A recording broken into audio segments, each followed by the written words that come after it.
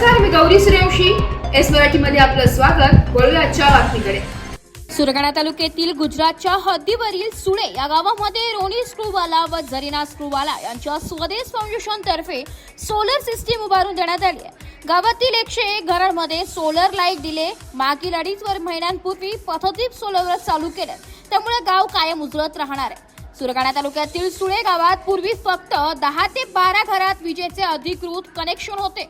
20 ते 25 कुटुंबांनी अनधिकृतपणे वीज पुरवठा घेतलेला होता.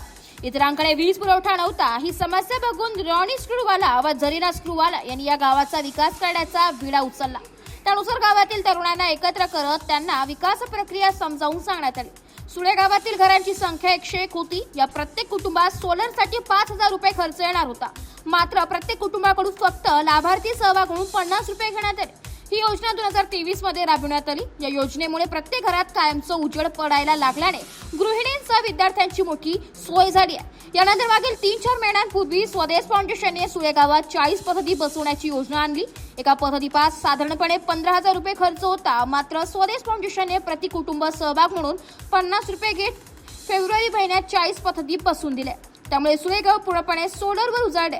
या दोन्ही सोलर योजनेमुळे प्रत्येक कुटुंबाची मासिक 200 रुपये बचत होते.